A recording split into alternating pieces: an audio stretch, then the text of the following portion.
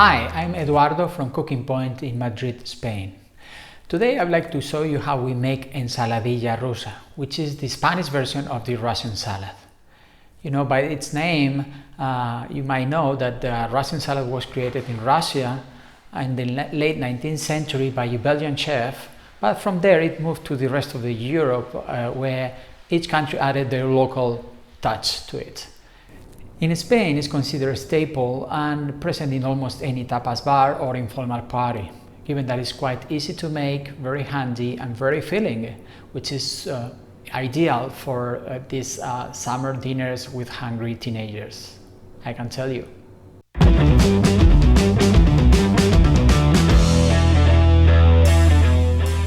In the Spanish version, there are 5 basic ingredients that will be present in any ensaladilla rusa, that are potatoes, carrots, peas, canned tuna and mayonnaise. They normally come along with boiled eggs and red peppers, roasted red peppers, just to garnish them. Alright, so I have washed and peeled the potatoes and the carrots, and now I'm going to show you how to dice them, because it's kind of important, because they have to be the same size, that is like a 1 centimeter thick. Why is that? Because the trick is that when you pick the ensaladilla on your fork, you have to pick all the ingredients in just one way, in one go, right? So it's quite tricky, but it's a matter of practice. So it's a matter of slice and dice. You will see it. So first, you see, first I cut in half lengthwise, so I put the flat sides down, and then I make like 1 centimeter slices like this. This is one, and then I'll slice this one too. So another trick, cook's trick, is that you're supposed to do it in batches. So you first make all the slices and then you dice all the slices together. So now I can put them like this here. Now I'll do like this and make like sticks, 1 centimeter thick again here and even here.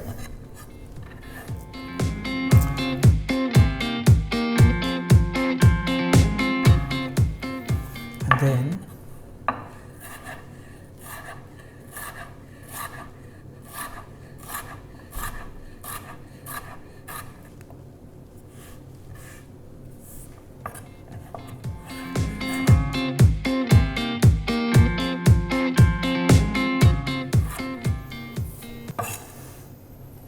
you see they are more or less 1 centimeter thick. Okay, so I put them here, and I'll continue with the other potatoes, with the rest of potatoes. And now I'm doing the same with the carrots. The trick is exactly the same. So you first slice them in 1 centimeter slices, and then make sticks out of them. This case might be more irregular, and then when you get this, you can discard it perhaps. This. The trick also is that if they are the same size, they will cook at the same pace, which is really crucial as well. When you cook anything in general, make the size the same, the chunks the same size, so they will cook at the same pace. So I have here this, and then I will finish up with the other one. Alright, so we have now the saucepans full of water. We'll use just one, so I will start just turning the water on, the heat on, over high heat, because I want to bring it to boil as quick as possible. And obviously I will add all the potatoes from cold water, as I told you, and also I will add a pinch of salt, just a little bit of salt, not too much. Alright, so this has been now cooking for around 13 minutes. So I've tried it, I tasted the potatoes, and they were cooked already. So I won't wait too long, so they get too soft, because I have to stop the cooking as quick as possible. So I will turn this off, and then I will use the spider, as I told you, to add them to very cold water. What I have here is ice water, so I'm moving all the potatoes from here to the cold water.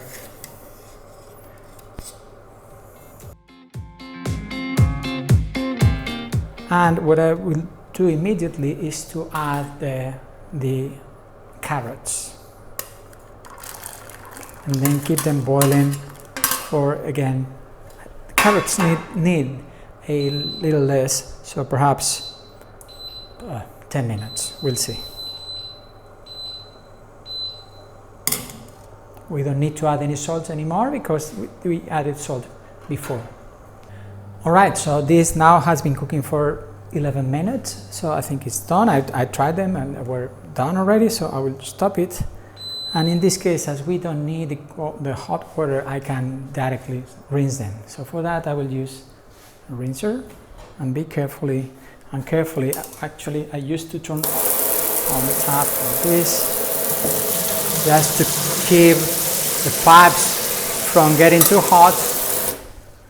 And then this is what I have, and then it's when I put them in cold water again that I have here. So put them here, then there we go, and they are now getting chilled.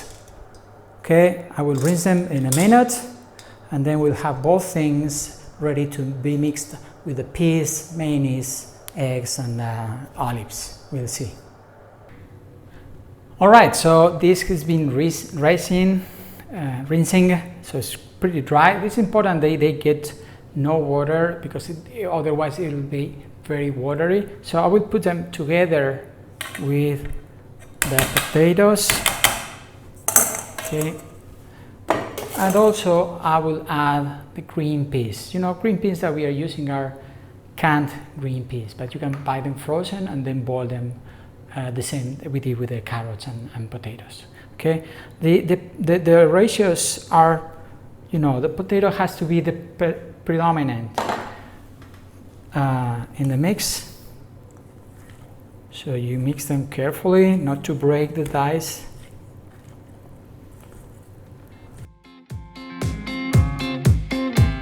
Peas, but now I'm adding also the olives, but the olives have to be chopped, maybe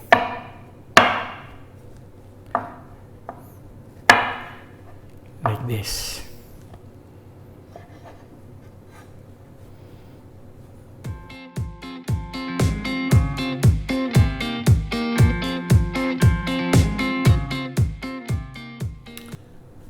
All right, so I have diced the olives now, so I'm going to put them with the rest of the ingredients, and then I'm adding the tuna and mayonnaise.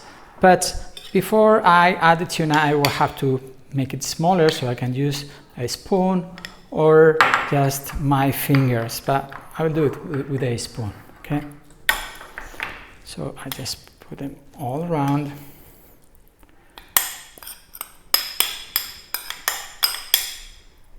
This, and I will mix everything well.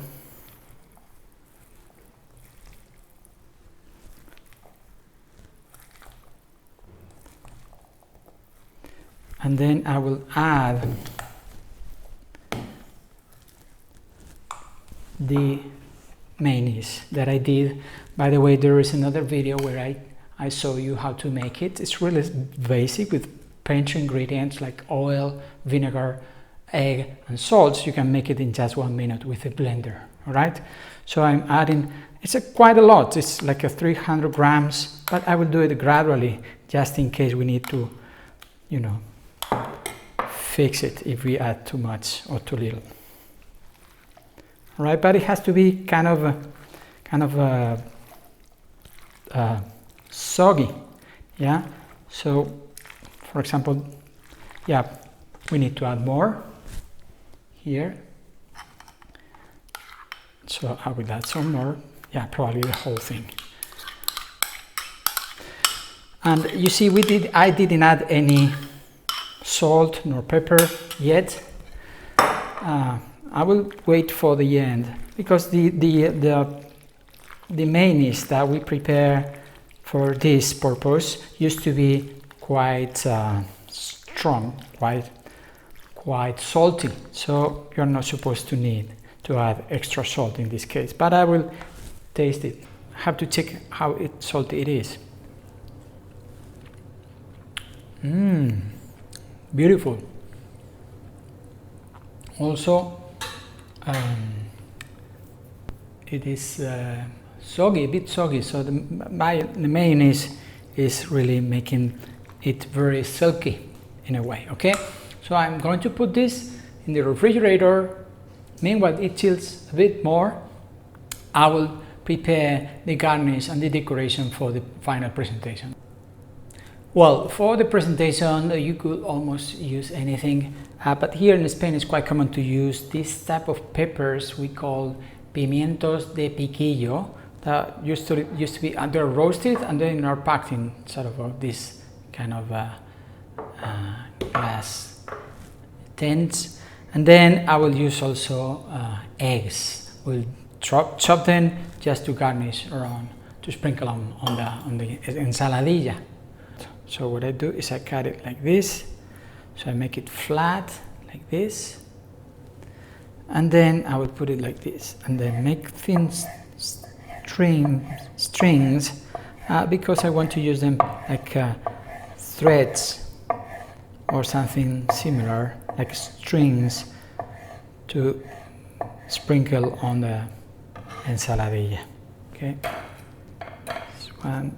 For the eggs, I will just chop them. I will keep one of them just to,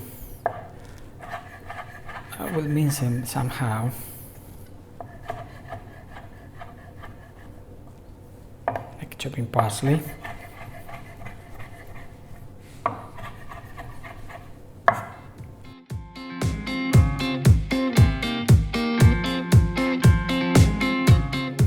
With this will be more than enough, so I will put it here, and I will save the other egg for all other uses in the presentation. And now we will plate it. I put some, like half of the mix here on this plate, this oval plate, and I will add now eggs and bell peppers just to garnish it. This is freestyle, so what I do first, what is commonly done, is that you sprinkle boiled egg on top, all around, all over, like this maybe, and then we'll put some of these threads .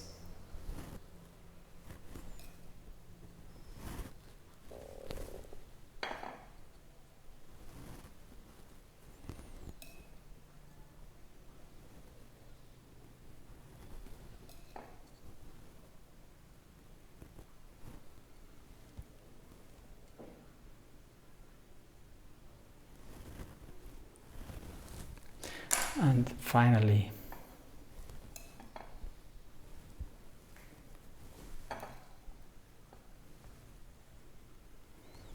eggs.